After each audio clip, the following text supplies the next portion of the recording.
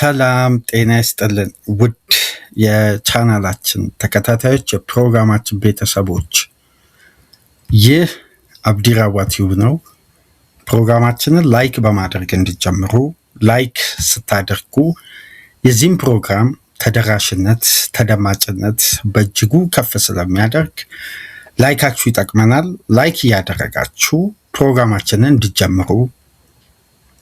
አዲስ ከሆናችሁ ቻናላችንን ዛሬ ለከፈታችሁ፣ ዛሬ ማድመጥ ለጀመራችሁ ሰብስክራይብ በማድረግ የደወል ምልክቷን በመጫን ለቻናላችን ቤተሰብ እንድትሆኑ በአክብሮት እየጋበዝን ይህንን ፕሮግራም ከሀገር ውጭ የምታደምጡ የቻናላችን ተከታታዮች የሁል ጊዜ ድጋፋችሁን በሱፐር ስቲከር፣ ሱፐር ቻት፣ ሱፐር ታንክስ ለቻናላችን ድጋፍ እንድታደርጉ የአክብሮት ግብዣችን እያቀረብን የሶስተኛ ክፍል ፕሮግራማችን በቀጥታ ትኩረት የሚያደርገው በዛሬ ምሽት ሌሊት 6 ሰዓት ጀምሮ የሚደረጉ የዓለም ዋንጫ 2 ጨዋታዎች አሉ።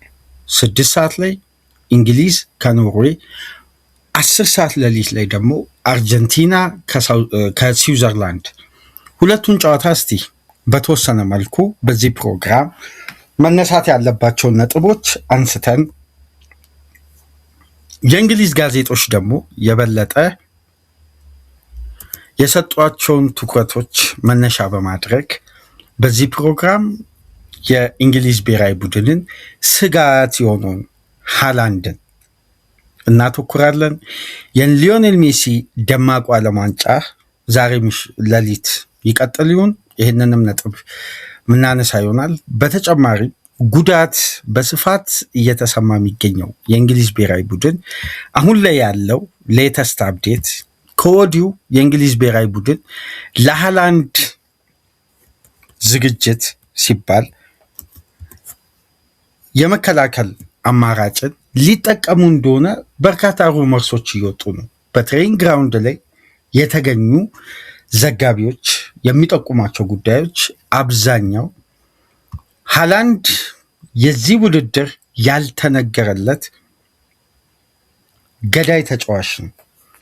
9 ተች አድርጎ አንዷ ኳስ ወደ ቁም ነገርነት የመቀየር ኃይል አላት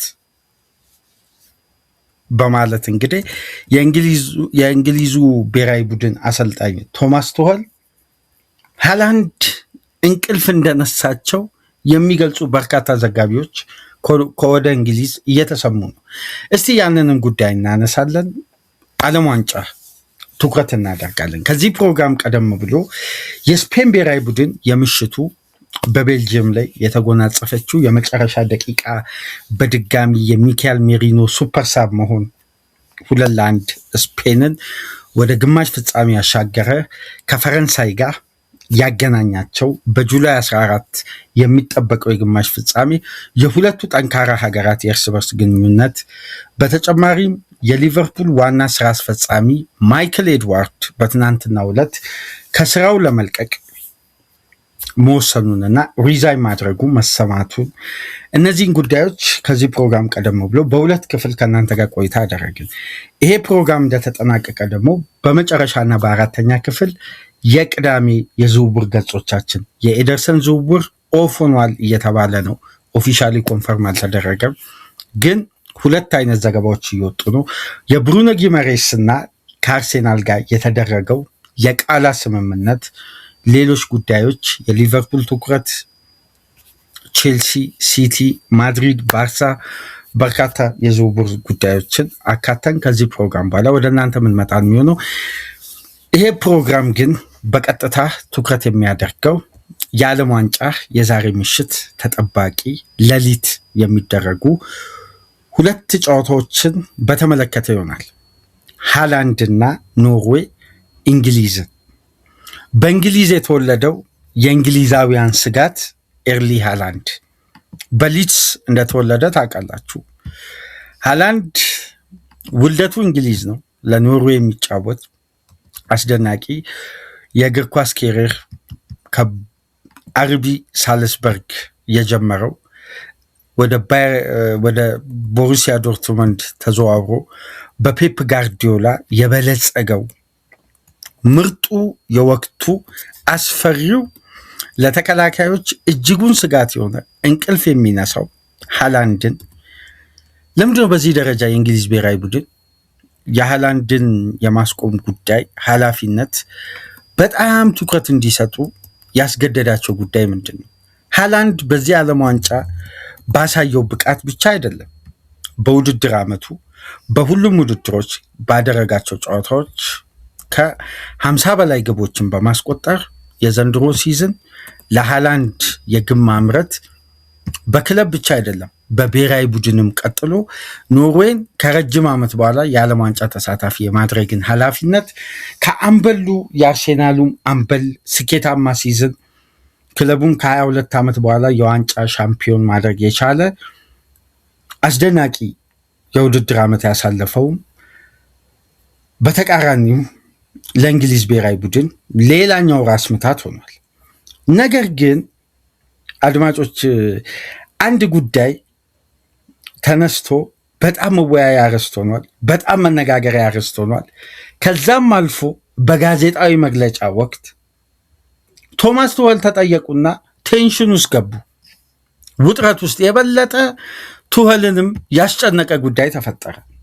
ይሄ ኮንስፓይሬሲ ቲዮሪ ነው። በዓለም ዋንጫ የተደጋገመ ጉዳይ እንግሊዝ ዛሬ ሌሊት ሊያጋጥማት ይችላል ብለው ጋዜጠኞች በአንዳንድ ኮንስፓይሬሲ ቲዮሪዎችን ከሚያገናኙ የሶሻል ሚዲያ ኢንፍሉዌንሰሮች ጋር በቀጥታ ተያያዥ የሆነው ጉዳይ ፊት ለፊት ቶማስ ቱኸልን ጠየቋቸው። ቱኸል ግራ ተጋቡ፣ መልስ አጡበት። እንዲህ አይነት እውነታን እግር ኳስ ውስጥ ሲደጋገም ሁሌም ይፈጠራል ማለት አይደለም ብለው ለማለፍ ሞከሩ። ግን ከፊታቸው ላይ የተነበበው ይላል ክሪኮፕ የዴሊ ሜሉ ሪፖርተር አይመስልም ጫናውን አበረታባቸው ቱኸል ላይ። ኮንሳን ጌሂ የመሮጥ አቅሙ በተሻለ ሕክምናና በከፍተኛ የማስታገሻ ሂደቶች ከታይት አርምስትሪንግ እንዲደርስ ተደርጓል። ትናንትና ሳሚ ማክቤል ኤክስክሉሲቭ ኒውስ ብሎ የቢቢሲው ሪፖርተር በሜክሲኮ ጨዋታ ባጋጠመው የአርምስትሪንግ ጉዳት ምክንያት ማርክ ጌሂ ቅዳሜ ሌሊት ከሚደረገው የዓለም ዋንጫ የኖርዌይ ፍልሚያ ውጭ ሆነዋል ብሎ ዘገበ። ሐሙስ ምሽት፣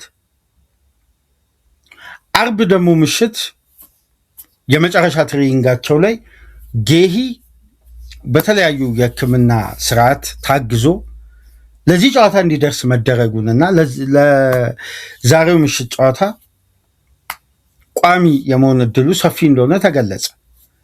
አሁን አወዛጋቢ ጉዳይ እየወጣ ነው። ራይስ፣ ሪስ ጀምስ በተጨማሪ ጄደን ስፔንስ ሶስቱ ከእንግሊዝ ብሔራዊ ቡድን ከዋናው ስብስብ ውጪ ለብቻቸው ያለፉትን ቀናት ትሬኒንግ ሲሰሩ ቆይተው ትናንትና ነው ለመጨረሻ ጊዜ ከቡድኑ ጋር አብረው ትሬኒንግ የሰሩት። የጉዳት ዝርዝሩን ተመልከቱ። ጆርዳን ሄንደርሰን ከሜክሲኮ ጋር በነበረው ጨዋታ ተጫዋቾችን እንደ አሰልጣኝ እንደ ሊደር የሌላውንም ብሔራዊ ቡድን ደጋፊ በሚያውክ መልኩ ሰለብሬት እንዳያደርጉ ተጫዋቾችን በመጠበቅ እንደ ሊደር በማስተባበር ቆይቶ ሲመለስ የማስታወቂያ ቦርዱን ሲሻገር ባጋጠመው ጉዳት ክንዱ ላይ ከፍተኛ ጉዳት አስተናግዶ ከዚህ ዓለም ዋንጫ ውጭ ሆኗል። ክንዱን ሰርጀሪ ተሰርቷል። አሁን እንደሚወጡ ዘገባዎች ከሆነ ደግሞ ሄንደርሰን ብቻ ነው ጉዳት ያስተናገደው ነው የሚለው ማቲሎ የቴሌግራፉ ሪፖርተር። ነገር ግን በእንግሊዝ ብሔራዊ ቡድን በጣም በስነልቦና ደረጃ የሃላንድ ተጽዕኖ ምን ያክል ቢያስጨንቃቸው ነው ዴቪድ ቤካም ትሬኒንግ ግራውንድ ላይ ተገኝቶ የብሔራዊ ቡድንን አባላት በጣም በማነቃቃት ለ45 ደቂቃ የቆየው። ሃላንድ ለእንግሊዝ ብሔራዊ ቡድን ትራውማ ሆኗል ይሄ ጨዋታ እስከሚደረግ ድረስ። ለምን መሰላችሁ? ከብራዚል ጋር በነበረው ጨዋታ ሃላንድ ከነካው ተች ይልቅ የጨዋታውን እጅጉን አስገራሚ ልዩነት ፈጣሪ ሁለት ጥራቱ፣ ኳሊቲው፣ አስተማማኝነቱ የቦክስ አጥቂ መሆኑ የበለጠ ከቦክስ ውጭ ባለው ሜዳን የማንበብና ፖዚሽን የመያዝን ሻርፕ የመሆኑን ኳሊቲ አረጋገጠ ብራዚል ላይ። ስለዚህ እንግሊዝ ለምን አሰጋም? በዚህ ዓለም ዋንጫ በነገራችን ላይ በጣም ከሚነገረው በላይ ሊያልፉም ላያልፉም ይችላሉ። የሃላንድ ሻርፕ መሆን ግን ምንም አይነት ጥርጣሬ የሌለው በጣም አስገራሚ ጉዳይ ነው። በእንቅስቃሴ አይሳተፍም። ልክ እንደ ሲቲ ተከላካይ ያጎላል፣ ተከላካይን ከአማካይ ይነጥላል። አውት ኦፍ ፖዚሽን ነው፣ ግን አውት ኦፍ ፖዚሽን በተቃራኒው አውት ኦፍ ፖዚሽን ያደርጋል። የተጋጣሚን ሁለት ሴንተር ባክ አማካይ የማገዝ በፓስ ሲኩዌንስ የመሳተፍ በፔኔትሬሽን እንቅስቃሴዎች በላይን ብሬኪንግ ፓስ ትኩረታቸው ከኳስ ጋር ሳይሆን ኦፍ ዘ ቦል የሃላንድ ሙቭመንት ላይ እንዲያደርጉ ተጫዋቾችን ከፖሴሽን ውጭ ያደርጋል። ይሄ ደግሞ ለአንድ ቡድን ታክቲካዊ ስትራቴጂ ሃላንድ በጣም እጅጉን አመቺ። አሁን ያላስተዋል ነው ጋርዲዮላን በሲቲ ቤት የሚጠቀመው የኖርዌይ አሰልጣኝም የተረዱት ጉዳይ ሃላንድ የእንቅስቃሴ አካል መሆኑ የሚፈጥረው ሰፊ ልዩነት የለም፣ ግን ከእንቅስቃሴው አካል ውጭ ሆኖ የተጋጣሚን ተጫዋቾች አማካይን የማገዝ ሂደትን፣ ታይት ኤሪያዎችን የመጠቀም ፕሬሲንግ የፕሬሲንግ እንቅስቃሴዎችን የማለፍ ኃላፊነትን እንዳይወጡ የሃላንድ ፖዚሽናል እንቅስቃሴ እጅጉን ወሳኝ ነው። ስለዚህ የኤርሊ ሃላንድ ሜዳ ውስጥ መኖር ለእንግሊዝ ያልተደራጀው የተከላካይ ክፍል አቋቋም እጅጉን ስጋት ሆኗል። ዛሬ ላይ ስቶን ሲሰለፍ ዳንበርን በተከላካይ ተጨማሪ አማራጭነት እንደውም አንዳንድ ዘገባዎች ላይ ስመለከት ባክስሪ ታስቧል።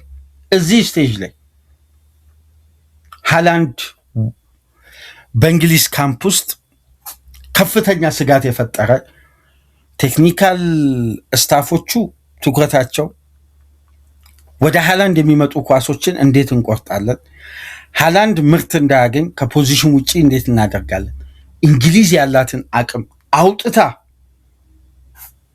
ሃላንድን ለማቆም ከመዘጋጀት ይልቅ የኖርዌይን ፖዚሽናል ፉትቦልን እንዴት ቆርጠን በኢነርጂ በአካል ብቃት ድል ማድረግ እንችላለን የሚለውን ጉዳይ ከማተኮር ይልቅ ያላቸው ሀሳብ ሃላንድ ጋር ያለው በእርግጥ የሚያስብል ነው የሃላንድ የዚህ ዓለም ዋንጫ አቋም። እስቲ ወደዛ እንመጣለን፣ ግን የተጠየቁትን እስቲ ኮንስፓይሬሲ ቲዮሪ እንመልከት። የጃፓን የዓለም ዋንጫን የመወሰን ጉዳይ ነው የሚለው። ጃፓን የዓለም ዋንጫን ትወስናለች ይላል ያ ኮንስፓይሬሲ ቲዮሪ። ቶል የተጠየቁት ጃፓን በአንድ ብሔራዊ ቡድን ከውድድሩ ውጪ ከሆነች በኋላ ያ ብሔራዊ ቡድን በቀጣይ የሚያገኘው ሌላኛው ብሔራዊ ቡድን የእርስ በርስ ግንኙነት ይሸነፍና ጃፓንን ጥሎ ያለፈውን ብሔራዊ ቡድን ያሸነፈው ያኛው ብሔራዊ ቡድን ሄዶ ዋንጫውን ያገኛል። ይሄ ተደጋገመ በዓለም ዋንጫ በተለይ ጃፓን በተሳተፈችበት ይላል። 2002 ጃፓንን ቱርክ አሸነፈች። ቱርክና ብራዚል ተገናኙ። ብራዚል ቱርክን አሸንፋ የዓለም ዋንጫን እስከ ፍጻሜ ተጉዛ ዋንጫውን አሳካች ጀርመንን በማሸነፍ አንድ። በ2010 በአህጉራችን በተዘጋጀው የዓለም ዋንጫ ጃፓንና ፓራጓይ ተገናኙ። ፓራጓይ ጃፓንን ጣለች። ከዛን ከስፔን ጋር ተገናኘች። ስፔን ፓራጓይን ጥላ የ2010ን የዓለም ዋንጫ ኔዘርላንድን በፍጻሜ በማሸነፍ ዋንጫውን ማሳካት ቻለች። ተመልከቱት፣ ወል የተጠየቁትና ግራ የተጋቡት ኮንስፓይሬሲ ነው። በ2018 ጃፓንን ቤልጅየም ጣለች። በራሽያ ዓለም ዋንጫ ጃፓንን ቤልጅየም ጣለች። ቤልጅየምን ፈረንሳይ ጣለችና በፍጻሜ ክሮሺያን አሸንፋ ፈረንሳይ የዓለም ዋንጫ ሻምፒዮን ሆነች። በ2022 የኳታር ዓለም ዋንጫ እንደገና ቀጠለ። ይሄ ኮንስፓይሬሲ ቲዮሪ ጃፓንን ክሮሻ ጣለች።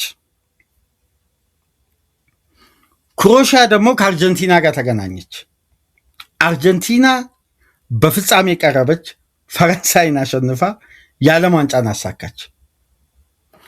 አሁን በዚህኛው ዓለም ዋንጫ ጃፓንን ብራዚል ጣለች።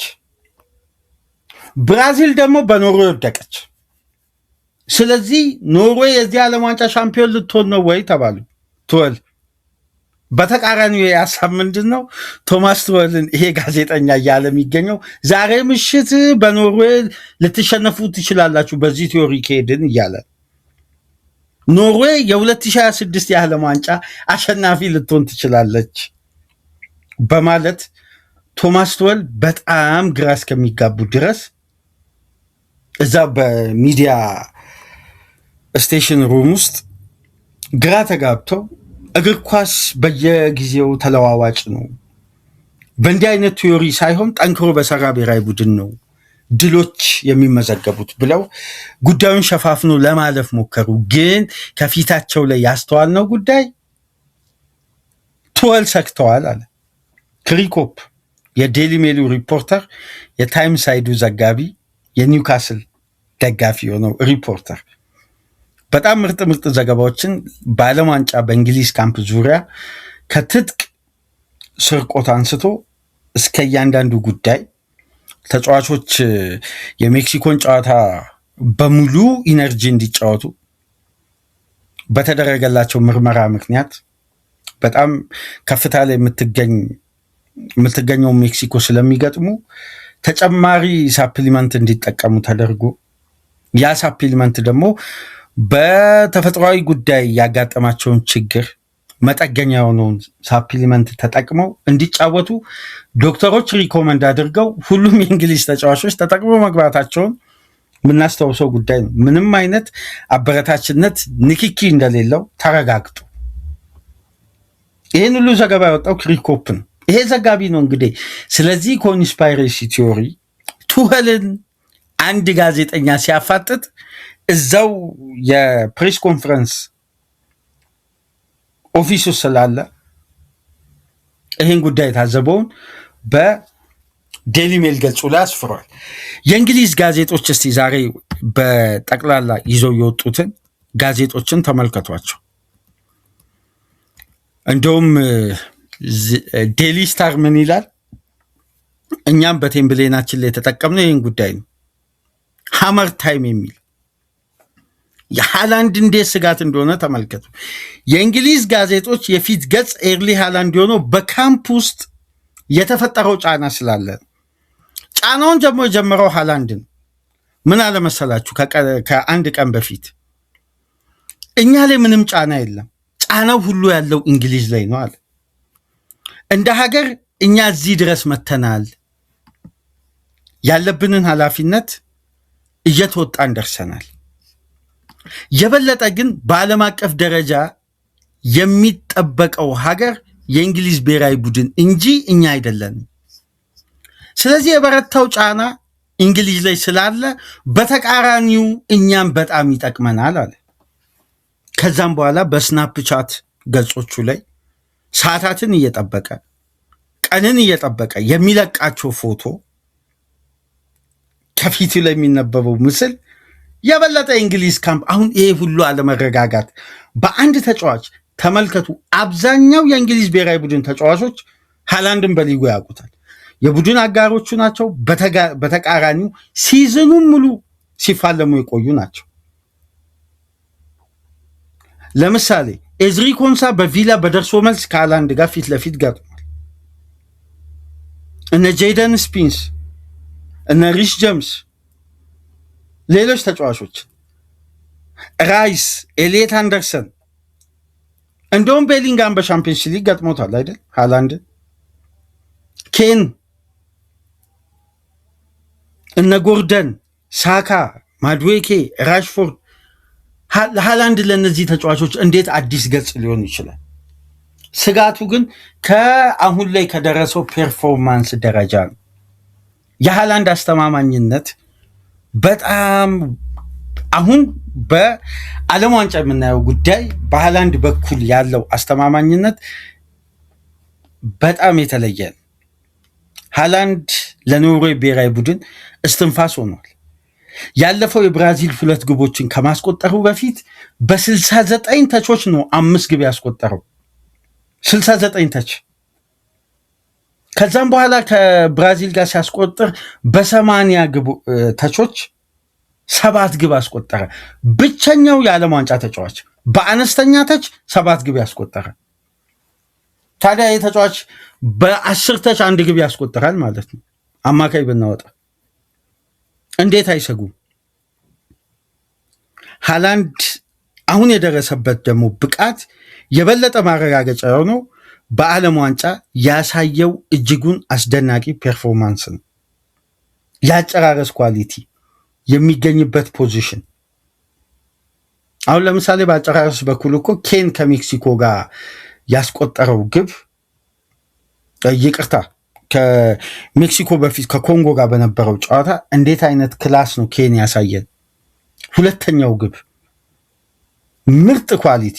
ግን ከጨዋታው ክብደት፣ ከጥራት፣ ከኳሊቲ አንጻር ደግሞ ስናይ የብራዚል ብሔራዊ ቡድን ግብ ጠባቂው አሊሰን፣ ተከላካዮቹ ደግሞ የዩኤፋ ሻምፒየንስ ሊግ ፋይናሊስት የሆኑ ጋብርኤል በዛ በኩል ማርኪኒዮስ በዚህ በኩል ያሉበት የተከላካይ ክፍል ነው። ሃላንድ ከነዚህ 3 ክላስ ተጫዋቾች መሃል ላይ ነው 2 ጥራት ያለው የኳሊቲ ግብ ያስቆጠረው። ታዲያ እንግሊዝ ብሔራዊ ቡድን ሴንተር ባክ ስታዩ ኳሊቲው ደግሞ ከነዛ ኳሊቲዎች ያንሳል። በጣም በረጅም ርቀት ያንሳል። ከግብ ጠባቂ እስከ ሴንተር ባክ ድረስ ስለ ክላስ ካነሳል። እዚህ ላይ ደግሞ የእንግሊዝ ብሔራዊ ቡድን ምን አይነት ስጋት አለበት? የተከላካይ ክፍል አለመቀናጀት፣ አለመደራጀት። ይሄ ደግሞ የበለጠ ለትወል የቤት ስራውን ከፍ አድርጎ እስከ ባክ 3 ሲስተም ድረስ እየታሰበ ነው ይላል። እንደውም ትናንትና ካራገር ለስካይ ስፖርት ላይቭ ገብቶ በሰጠው አስተያየት እኔ ብሆን አለ እንግሊዝ ውስጥ እኮ ችግር ነው፣ ሁሉም አሰልጣኝ ነኝ ነው የሚለው። እኔ ከሚጫወተው ጨዋታ ቁጥር በላይ የተቺው ቁጥር ብዛቱ የእንግሊዝ ብሔራዊ ቡድን ፈቀቅ እንዳይል፣ ሁሉም ሀሳብ ሰጪ፣ ሁሉም ለየራሱ ትክክል ነው። አንድ የጨዋታ ንድፈ ሀሳብና መሬት የወረደ ጉዳይ ይዞ የሚመጣ የለም። ሁሌም የእንግሊዝ ብሔራዊ ቡድን ሚዲያ ላይ ነው ያለው። መሬት ላይ ይሄ ግራውንድ ወርክ የእንግሊዝ ብሔራዊ ቡድን አሁንም ይቀራታል። በደንብ ባጫወት፣ ባስተሳሰብ፣ በስልት ያለው ጥራትና ስታንዳርድ እኮ ከየትኛውም ብሔራዊ ቡድን አይተናነስም። ምናልባት ሻርፕ የመሆን አቅም ፈረንሳይ ፋይናል ሰርዶ ያስፈራል እንጂ የእንግሊዝ ብሔራዊ ቡድን እኮ በጣም ኮንትሮልም አድርጎ በሃይ ኢንቴንሲቲ በደንብ መጫወት ይችላል። ትኩረቱ ሁሉ ሌላ ጉዳይ ነው። ተመልከቱ፣ የእንግሊዝ ብሔራዊ ቡድን ትኩረት ያላገኘበት አንድም ሳምንት የለም። በነገራችን ላይ በጨዋታ ቀናት በትሬኒንግ ግራውንድ ላይ በሚያጋጥማቸው ጉዳይ፣ ተጫዋቾች በሚጠቀሟቸው ነገሮች፣ በተለይ የዋና ጋንዳው ትሬኒንግ፣ አሁን ደግሞ አዲሱ መነጋገሪያ አርዕስት ተጫዋቾች ዳይቭ የሚገቡበት ስታይል አዲስ መነጋገሪያ አርዕስት ሆነ።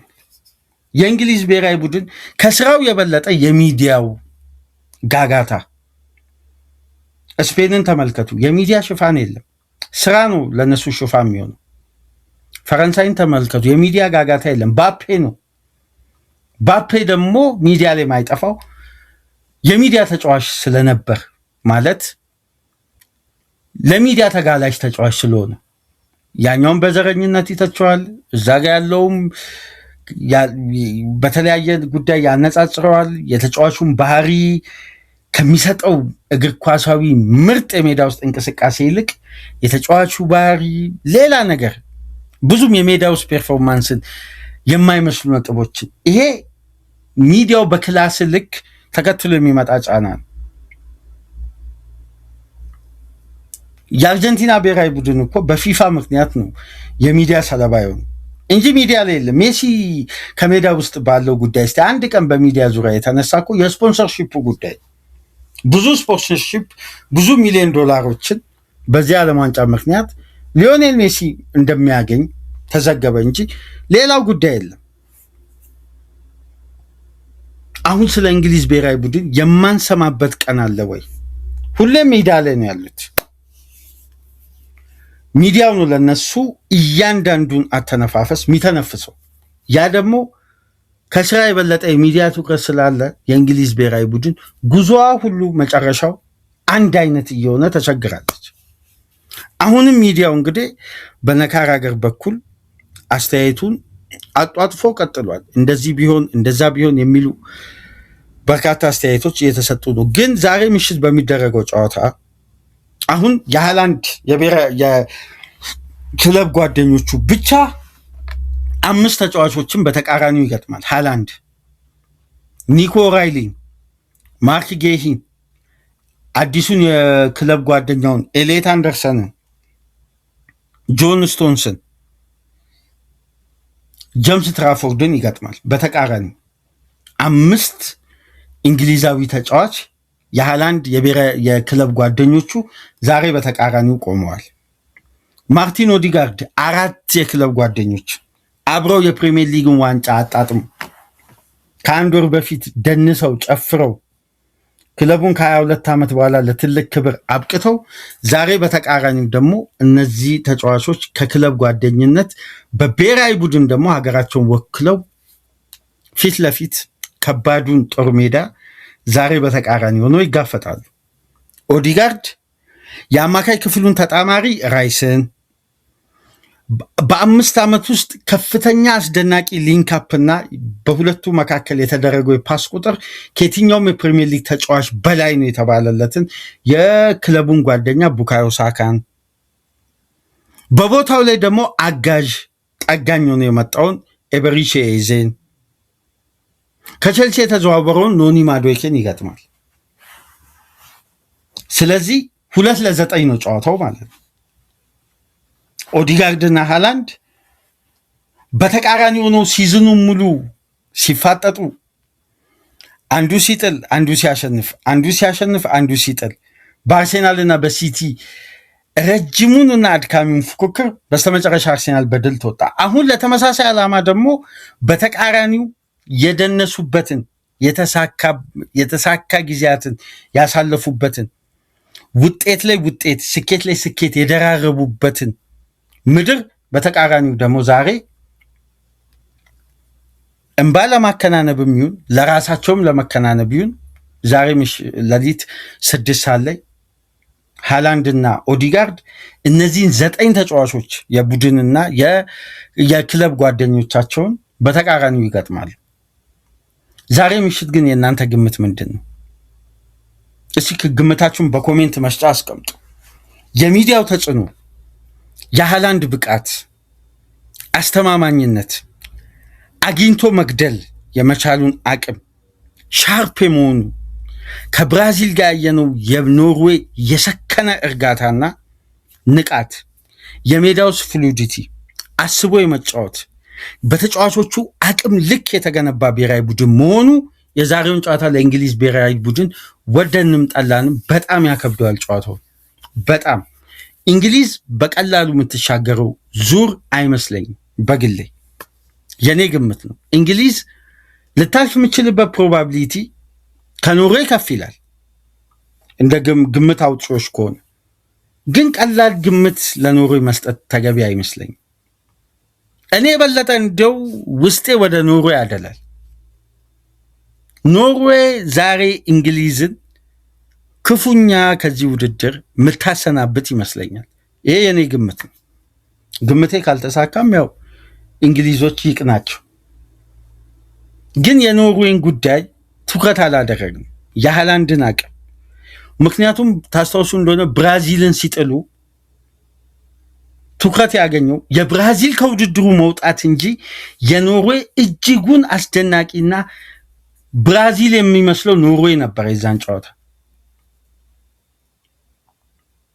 ይሄ በሚዲያው በኩል የሚወራው ብራዚል የሚባለውን ጉዳይ ያየነው ብራዚል ቀይ ለብሳ ነው ያየነው። ለብራዚላውያን ኳስ ርቆ ሜዳው ሰፍቶ ጨዋታው ከብዷቸው በበቃኝ ነው የተሸነፉት። እንደ ቦክስ ፎጣ አልተጣለም እንጂ የብራዚል ብሔራዊ ቡድን በጣም አንገት በሚያስደፋ መልኩ እኮ ነው ከውድድሩ ወጡት። ያው ደፍሮ መናገርን ብራዚልን በቃ እንደ ትልቅ እግር ኳሳዊ ኪሳራ ተደርጎ ስለሚታሰብ እግር ኳስን በሀሳብ ደረጃ ይዞ ያልመጣ ብሔራዊ ቡድን በየትኛውም መንገድ አሳማኝ የሆነ ፐርፎርማንስና የተሟላ መሬት የወረደ ሀሳብ ይዞ ሽንፈቱ እንኳን ግርማ ሞገስ አለው። የሞሮኮ መሸነፍ እኮ ብዙ አልተጠለጠለም። ለምን? ኔዘርላንድን ጥላ የመጣችበት መንገድ፣ ካናዳን በምድብ ጨዋታ ብራዚልን የበለጠችበት መንገድ አሳማኝ ስለሆነ የፈረንሳይ ኳሊቲ ክላስ ስላለው መብለጡ ተረጋገጠ። ግን ለሞሮኮ የሚሰጠውን ክሬዲት አላሳነሰም። ሀሳብ ነው እግር ኳስ ላይ ያሸንፈው እንጂ በሰበሰበው ኳሊቲ ባለው ስምና ዝና እግር ኳስ በዘመናዊ እግር ኳስ በተለይ ይሄ ጉዳይ ቀርቷል። መሬት የወረደ ጉዳይ ነው። ስኬትም ውጤትም ይዞ የሚመጣው ከአርጀንቲና ጋር ተያይዞ የተለያዩ ኮንስፓይሬሲ ጉዳዮች ይነሳሉ። አርጀንቲና በፊፋ ይረዳል ይባላል። እንደዚህ አርጀንቲና ሀሳብ ከሌላት ኤልፋንቲኖ አርጀንቲናውያን እንደሚፈልጉት የዳኝነት የምን ሀሳብ ሜዳ ውስጥ ቢተገብሩ እንኳን በሀሳብ ደረጃ ውጤታማ ካልሆነ አርጀንቲና 5-0 እየመራች ቢጀምር ጨዋታውን እንኳን አታሸንፍ። መጀመሪያ እግር ኳሳዊ ንድፈ ሀሳብ ነው ጨዋታ የሚያሸንፈው። ከዛም በኋላ በጨዋታ መሃል ያለው ቴክኒካዊ ጉዳዮች የጨዋታን ውጤት ይወስናሉ። የበለጠ የአንዱን ቡድን አድቫንቴጅ ያጎላሉ። እዛ የተከለከለው ጉዳይ እዚህ ጸደቀ፣ እዚህ የጸደቀው ጉዳይ እዛ ተከለከለ የሚለው ሀሳብ የሚነሳው የዛ ቡድን ጥረት ታግዞበት እንጂ ያ ቡድን ሳይጥር ያለው የጨዋታ ንድፈ ሀሳብ አሳማኝ ካልሆነ በየትኛው መንገድ ቢረዳ። ታዲያ ፍሎሪያን ባለጉን ቀይ ካርዱ ተነስቶ እኮ 4 ነው አሜሪካ የቀመሰችው። የባለጉን ቀይ ካርድ መነሳት ምንም የረዳቸው ጉዳይ የለም ለአሜሪካ። የበለጠ እንዲሁም ከባድ ቅጣት ነው ከቤልጅየም የጠበቃት። ቤልጅየሞች የበለጠ ተዘጋጅተው መጡ። ለእያንዳንዱ ፍትህ ላጣ የእግር ኳስ ቤተሰብ መልስ ሰጥተው ያን ትልቁ መነጋገሪያ አርዕስት ፋይሉ ተዘጋ። ስለዚህ ሜሲን ፊፋ ይፈልጋል የሚለው ጉዳይ ሜሲ ሜዳ ውስጥ የሚተገብረው አሳማኝን ሁኔታ ከሌለ ፊፋ ስላገዘው ብቻ ሜሲ ረጅም ርቀት አይጓዝም። የስካሎኒ ታክቲካል ንድፈ ሀሳብ ነው ረጅም ርቀት ይዞ የሚጓዘው እንጂ የሜሲ ድጋፍ ስለተሰጠ የስፖንሰርሺፕ ከቨር ስላለ በብዙ ሚሊዮን ፓውንዶች ዶላሮች የተከፈሉ የማስታወቂያ ስርዓቶች ስላሉ ኪሳራውን ጥንቃቄ ለመመልከት ብዙ ጉዳዮች ይባላል። እሱ አይደለም። መጀመሪያ ሜዳ ውስጥ ተግባር ሳይኖር ቴክኒካዊ ጉዳዮች ቢታገዙ እንኳን ዋጋ የለውም። ለእንግሊዝ ብሔራዊ ቡድን ትልቁ ጥንቃቄ ዛሬ ማታ ትልቁ ስጋት ይሄ ነው።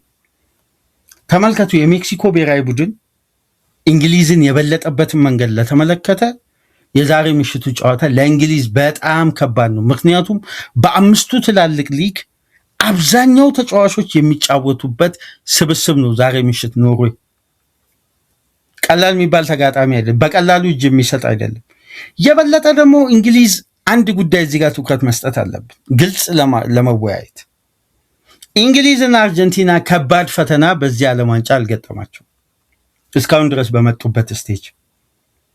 አሁን ነው ከባዱን ፈተና ከዛሬ ሌሊት ጀምሮ ፊት ለፊት የሚጋፈጡት። ኢኮኖሚካል ፉትቦል ሐሚት ስዊዘርላንድ በጣም ኮንትሮል ሲስተም፣ እርጋታ፣ ሜዳን ሙሉ በእኩል ከፋፍሎ በፓስ የመጠቀም ጉዳይ በደንብ ይህን ሲስተም የምታስታውሱ ከሆነ ያልተሳካለት የሉዊስ ኤንሪኬ ስፔንን ፖሴሽን ዊዛውት ፔኔትሬሽን የተባለው ቁጥጥር ግን ፔኔትሬሽን የሌለው የተባለው የስፔን ብሔራዊ ቡድንን ኖርዌይ አሁን በተሻለ አስቆጣሪ ተጫዋች ነው ይዛ የመጣችው። ያኔ የስፔን ብሔራዊ ቡድን ፔኔትሬሽን መጉደሉ ኤንሪኬ የነበረው የኳስ ቁጥጥርን ብልጫ አግድሎበታል።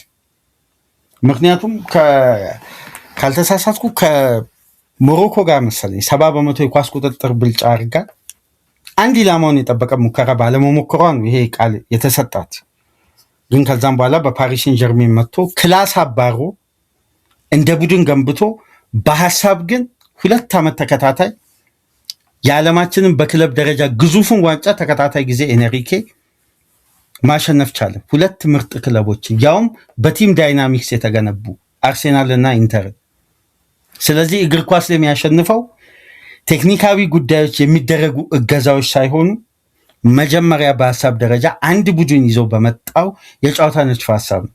ይሄ ምናልባት አብዛኛውን የእግር ኳስ ቤተሰብ የሚያስማማ ይመስለኛል። እዚህ ጉዳይ ላይ ቴክኒካዊ እገዛዎች ካሉ በእግር ኳስ ቅጽበታዊ ጉዳዮች ሁኔታዎችን ይበይናሉ። እንደሚባለው በቅጽበት የሚደረጉ ጉዳዮች የውጤትም የአጋጣሚንም ለውጥ ያመጣሉ። የኖርዌይ ብሔራዊ ቡድን በዚህ ዓለም ዋንጫ አልተጠበቀም፣ አልተገመተም። አሁን ራሱ ካሉት በዚህ ደረጃ ላይ ከደረሱ ሀገራት ውስጥ በጣም ዝቅተኛውን ፐርሰንቴጅ ያገኘች ሀገር ናት ዋንጫውን ያሸንፋል በሚል። ቅድም ደግሞ ያነሳውላችሁ የጃፓን የዓለም ዋንጫን የመወሰን ጉዳይ፣ ጃፓንን ጥሎ የመጣ ብሔራዊ ቡድን በሌላኛው ብሔራዊ ቡድን ይሸነፋል። ጃፓንን ጥሎ የመጣውን ብሔራዊ ቡድን ያሸነፈ ብሔራዊ ቡድን ደግሞ ሄዶ ዓለም ዋንጫን ያነሳል የሚለው ጉዳይ ደግሞ በጣም ክስተቱ መደጋገሙ። እንግሊዝ ካምፕ ውስጥ መጀመሪያም የሃላንድ ስም ከኛ የበለጠ እንግሊዝ ላይ ነው ጫነው፣ እኛ ላይ አይደለም። ዓለም የሚጠብቀው እንግሊዝን እንጂ ኖርዌይን አይደለም። ስለዚህ ይሄን ጨዋታ እኛ በነፃነት እንጫወታለን፣ እንግሊዝ በጫና ውስጥ ትጫወታለች አለ። ከዛም በኋላ በተለያዩ ሶሻል ሚዲያ ገጾቹ ላይ ፊቱን እያኮሳተረ ፈገግታውን እየገለጸ በተለያየ መንገድ ፖስት እያደረገ እንግዲህ ጨረሩን ሃላንድ በደንብ ማይንድ ጌሙን የእንግሊዝ ካምፕ ላይ ተጫውቷል። ኖርዌይ ብትሸነፍ ዛሬ ማታ በሰፊ ጎልም ብትሆን በዚህ ደረጃ አንድ ተጫዋች ግን አንድ ብሔራዊ ቡድን ካምፕን እንደዚህ እንዴት ያተራምሳል? ኳሊቲው ጥንካሬው ግልጽ ነው፣ ምንም ጥያቄ የለውም። ሃላንድ በጣም አስፈሪ አጥቂ ግን በእንግሊዝ ስታንዳርድ ደረጃ ኖርዌይ ተሰክታ እዚህ ስጋት ላይ ደግሞ ሃላንድ እንደ ግዙፍ ተራራ ተቀምጦ ይህን ጨዋታ እንዴት ይወጡታል? እስቲ ምሽት 6 ሰዓት ላይ የምንመለከተው ነው። 10 ሰዓት አርጀንቲና ከስዊዘርላንድ፣ የግራኒት ዣካ ስዊዘርላንድ በኢኮኖሚካል ፉትቦል ኮሎምቢያን ጥላ እንደመጣችው አርጀንቲናን ትፈትን ይሁን? ዛሬ ሌሊት 10 ሰዓት ላይ የምንመለከተው ነው የሚሆነው። እንግዲህ በእንግሊዝና ኖርዌይ፣ አርጀንቲናና ስዊዘርላንድ ቅድመ ጨዋታ ነጥቦች ላይ በእንዲህ መልኩ ተወያየን። ከተመቻችሁ ላይክ አድርጉ፣ በርካታ የእግር ኳስ ቤተሰቦች ጋር እንዲደርስ። አዲስ ከሆናችሁ ሰብስክራይብ አድርጉ፣ ቻናላችንን ተቀላቀሉ። ከሀገር ውጭ የምታደምጡ ድጋፍ አድርጉ በሱፐር ስቲከር፣ ሱፐር ቻት፣ ሱፐር ታንክስ። በቀጥታ የቅዳሜ ዝውውር ገጾቻችንን ብዙም ሳንቆይ ይዘንላችሁ እንመጣለን። እስከዛው ድረስ ሰላም ቆዩ።